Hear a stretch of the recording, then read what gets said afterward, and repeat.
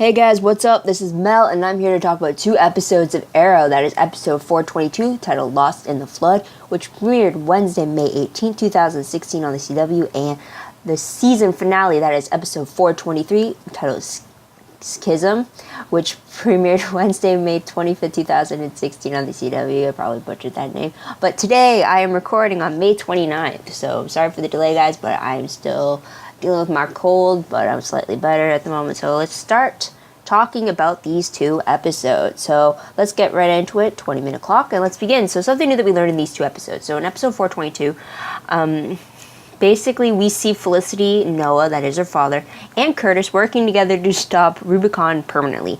And they're trying to work against Felicity's ex-boyfriend, Cooper, who is being forced by Damien Darhk to try to get Rubicon back.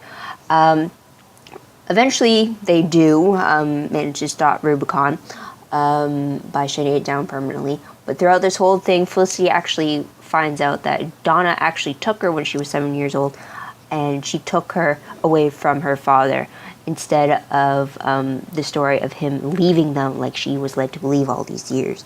And then Donna also told her ex-husband to leave once again, and he actually does. And then all that happened before Damien Darhk stormed in, wanting the Rubicon code that they used to take it offline. Now, meanwhile, Oliver and Diggle find a drugged-up Thea within the Hive's underground city, and they try to get her back. Also, there is Anarchy again, who tries to destroy the underground city to get to Damien Darhk.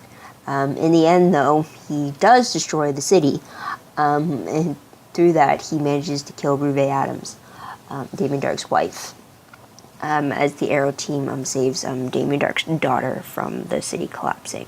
So that's what happened in 422. Now in 423, a bit more happens. So it picks up right where the episode left off with Damien Darhk in Felicity's apartment. And he actually gets the laptop that holds the program they use to keep Rubicon offline. So now that he has that, he can put it back online through Cooper. Because of that, Cooper is actually forced to bring Rubicon back online by having a bullet he was shot with be magically positioned in a certain way to either induce more pain or to potentially kill him. But eventually Felicity actually gets through to Cooper, and he gives her control of the computer. Damien Darhk somehow senses this through his magic and kills Cooper because of it from afar. So before they got to that part, though, Felicity and Curtis managed to hack into a missile that was meant for Star City and reposition it to go somewhere else. That gave them the plan that they could hack into all those systems, missile systems, until they get access to Rubicon, which Felicity does get to. Meanwhile, Oliver inspires the city to fight back and stay and take back their home. And he does that as Oliver Queen, not as the Green Arrow, like he originally did in the season 4 premiere. We also see Oliver fighting against Damien Darhk on the street as all the city fights back against his ghost. Oliver manages to fight against Damien Darhk's magic, which forces them to fight each other hand to hand. And in the end, Oliver kills Damien Darhk, saying that he doesn't have a choice. Essentially, because they did try leaving him to rot in prison, yet he managed to escape, so Oliver kills him. On a side note, in the finale, we get Diggle telling Lila the truth about Andy's death, how it wasn't really in self-defense. We get Thea resigning from Team Arrow after they save the city from Damien Darhk. We also see Diggle taking a step back for the team and packing up to go serve another tour as a soldier and get back on track in finding himself. He believes he's lost his way, in a sense. We also see Captain Lance leaving the city with Donna. His suspension has been lifted, although it didn't even feeling anything differently. It didn't give him the same ounce of purpose like it would if Flora was still alive. So there's that. We also see Oliver becoming temporary mayor of the city until the next election could be orchestrated. So until then, Oliver is in charge. We also see Oliver and Felicity being left behind to clean up the destroyed Arrow Cave. And also with flashbacks, we see the death of Ryder and Tiana, both done by Oliver's hands, I believe. And we also see Amanda Waller, again, telling Oliver that he has completed his mission on Lian Yu, and he's given back his box that holds the old green hood from Yao Fei and Shadow. And Oliver is set to complete his promise to Tiana about going to her family and such. So there is that. So moving on to the most shocking moment of the episode for 422. It seems I was surprised at the news that Donna Smoke took Felicity away from her father, as opposed to the story she's been told that her father left them in the middle of the night. I wasn't expecting that at all, though the motivation behind it is still the same. Donna wanted to get Felicity away from her criminal father. So there's that. Surprise, shocking moment I got from the finale was the fact that the team pretty much disbanded at the end of the whole fight, which I wasn't expecting at all. And I'll probably touch upon that later on. So moving on, top 3 favorite moments. I got a few for each episode. So from the finale, I really liked Oliver's speech to the city. It was inspiring. It was really great to see him take a stand and to try to inspire hope within the city and get them to fight and not lose that hope that their city is now a target to another terrorist attack. So it's great to see him make that speech and to have it televised the way it was, kind of like him coming out of the shadows from Green Arrow and inspiring that same hope that he had originally done as Green Arrow in the season premiere. So it's great to see his speeches coming around full circle. In episode 422, I really liked the fact that Anarchy killed Ruve Adams. I've been saying it all season. I wanted her dead, especially when she tried to pit the city against the Evelyn Sharp, who was masquerading as Black Canary after her death, and she was just not acting like a very concerned prisoner. Instead, she was smirking in the face of death. So since then, I wanted Ruve Adams to be really killed off, and I'm glad Anarchy did it, which is very morbid, but the lady had to go. And we did not need her as mayor of the city. Although it just further proves that the position of mayor is kind of a very morbid one, since every mayor previously has been killed off. Next favorite moment, though, from the finale, I'm going to keep jumping back and forth, is the fact that Oliver defeated Damien Dark. Not only defeated him through magic, but also defeated him based on hand-to-hand fight skills. It's pretty great. It was great to see that Oliver took the final step he needed to end Damien Dark, and it was great to see that Oliver knew that there was no other option to stop him and that he needed to actually kill him instead of leaving him in a cell to formulate another way to escape. Another favorite moment for me in 422 was Felicity actually working with Curtis and with her father, and how they were able to complement each other when trying to figure out how to stop Cooper's hacking and try to figure a way to get Rubicon offline. It was great to see the level of skill among the three of them and how well they worked amongst each other, so that was fantastic. And another favorite moment from the finale is the fact that Felicity is sticking by Oliver and gonna help him protect the city, not only in the Arrow Cave, but it might be only from the Arrow Cave, but she could help him as mayor as well, though we don't know yet. Though, but it was great to see that Felicity is still standing by when previously beforehand she wanted to leave Team Arrow because of the fact that it was hard for her to be around Oliver after they broke things off between each other. So it looked like things could be on the mend for Oliver and Felicity, and the fact that she's staying behind to help him is a good sign of that. So moving on, top 3 peeve moments. I do have a few, and they all are around the finale. First one being the fact that Damien Dark mentioned that he was part of the League of Assassins just before him and Oliver got into their hand-to-hand combat. And yet, what I did not like the fact was that there was no mention of Oliver's time as Asahim, as his time as the heir to Ra's al Ghul. There was no mention of that, and I really wanted a mention to that while yes, Damien Darhk was a member of the League of Assassins, Oliver was also a member, and yet he was trained to be the predecessor of Ra's al Ghul. I really did not like the fact that that was not mentioned. That would have been just like, even when Damien Darhk mentioned like was part of the League of Assassins, Oliver just said that, yeah, I know, so was I. Like, just having that comeback would have just been fantastic mention of what had happened in season 3, but there was no mention of that, and I really didn't like that. It was a good opportunity for them to bring up the fact that Oliver was part of the League of Assassins, and yet they missed out on that. Really did. Another P moment for me was the fact that Damien Darhk's daughter wasn't disturbed whatsoever by all the killings her father was doing right in front of her. I mean, like, really?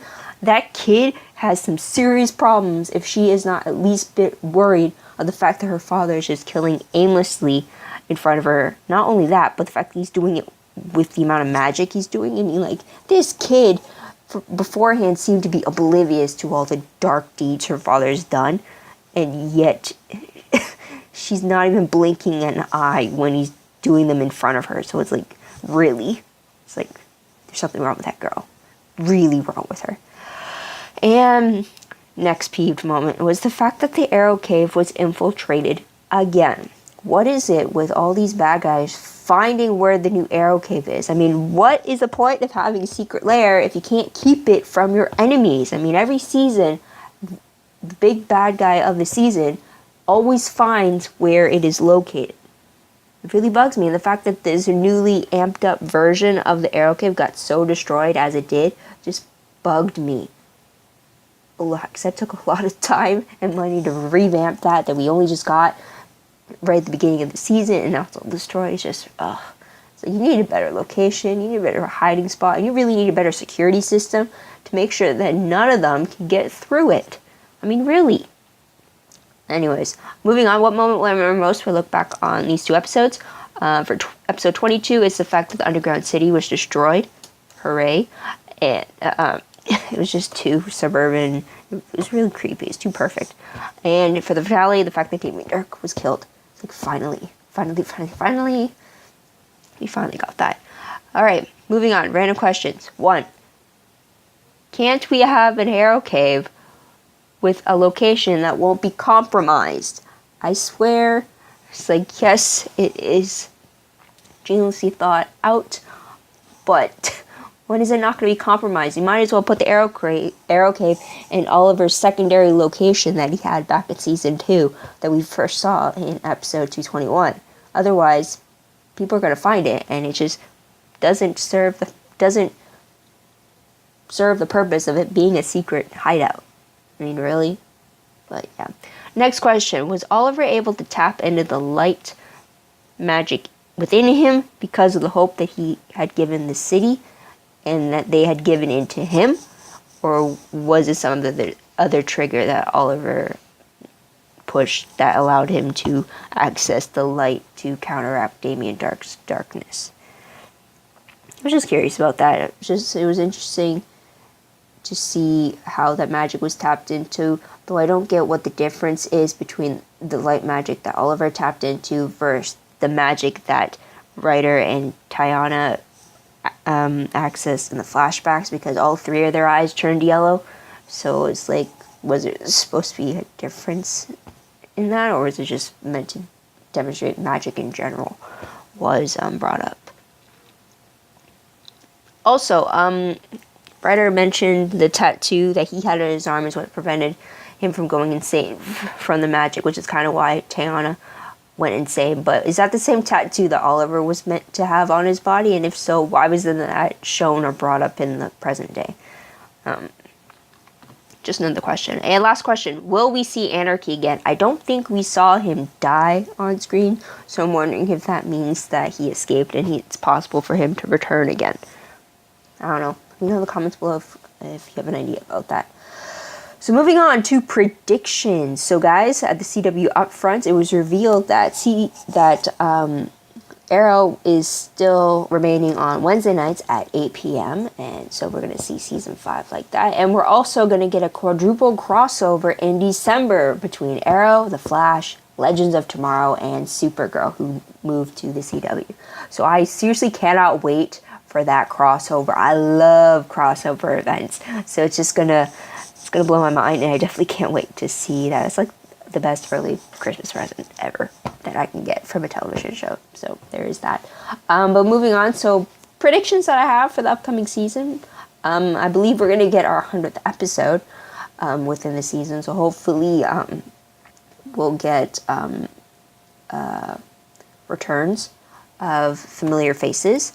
Hopefully there's a whole bunch of that happening for the 100th episode. Let me just check something. Yeah. All right, so we will. So there's that. Also, question, will we see Diggle and Thea returning to Team Arrow when Season 5 returns? Will we see a new Arrow cave? Will we see a repair between the Oliver and Felicity relationship, especially in the romance department? The fact that she's staying to help out for him seems like a good sign, so hopefully there's that. Will we actually see Oliver performing mayoral duties, or will it just time jump to him not being the mayor anymore? I'd like to see what Oliver does with the position of mayor, and how he's able to do that while still masquerading as the Green Arrow, or is he even going to still masquerade as the Green Arrow or not? Also, what troubles will we see Oliver face on his last year on Lian Yu? Because, as you know, he was only there for 5 years, and we're entering year 5 now. So, what is that last year going to hold for Oliver? And also, spoiler alert for people on the Flash, but will the events of the Flash finale this year affect what happens in Star City? Now, if you haven't seen the Flash yet finale, well, be prepared, because I'm going to definitely spoil it. Because right now in the Flash finale, the last few moments showed Oliver changing his own timeline by saving his mother from being killed by the reverse Flash. Now, we know that this is going to affect how Barry is going to be brought up, but will that affect any of the characters on Arrow? Would that affect some timelines? Like, is it possible that him changing that part of his past will affect the outcome of Laurel being killed, or Tommy Merlin being killed, or Moira Queen being killed? Will it change the fact that Oliver goes on the... Probably won't, just because then it'll change the whole premise of the show. But will it change small details like that, or will it change the fact that some of the people that Oliver had put away in Star City would now be out and running free because of the fact of what it changed on the Flash? Are we going to see anything like that type of a domino effect or a butterfly effect because of the fact that Barry had changed such a crucial part in his own timeline, and he affected people on Arrow? Wondering if we're going to see anything like that. Wonder if that's how we're going to... That's going to be some issues we're going to see in Season 5 of Arrow, just seeing those different minute changes, maybe, but it's definitely... I can't see how they can make such a big change in the origin story of Flash and not have it butterfly somehow into Arrow, since they are connected as they were. But what do you guys think of that idea, or what do you think of these 2 episodes, or what do you think is going to come in Season 5 of Arrow? Let me know in the comments below. I'd love to hear about it, as well as your own thoughts, theories, predictions of any of it. Also, if you like this video, subscribe to my channel and check out my other videos if you haven't done so already. If you want, check out my Tumblr page. The link for that will be down below. Usually I include promos, sneak peeks, synopses, quotes, GIFs, all of that on Tumblr. I'm a little behind on that at the moment, but follow me there if you want to be caught up to date when I start reblogging into it. I'm going to start within this week or next week. I'm going to get right back into it and update everything. So it's all caught up, and any news I find out pertaining to the upcoming season, I'll definitely reblog it there. So follow me there and check it all out. And that's about it. So thank you guys for tuning in. So sorry for the delay. As I said, I'm dealing with a cold. You can kind of tell with my voice going out every so often that I'm still recovering from it. But thank you for tuning in. Sorry for the delay. I also have 2 videos planned coming up. One dealing with the CW Upfront, so you will hear more about Arrow from there. As well as I'm going to do a video pertaining to my top 5 favorite moments of the Season 4. So go check that out when it's posted. yeah, that's what it is. So until then, this is Mel wishing you all a great day, great week, wherever you are. Hope you're enjoying the warm weather where you are. And until next time, bye for now. And I beat the clock. I'm just saying. Bye.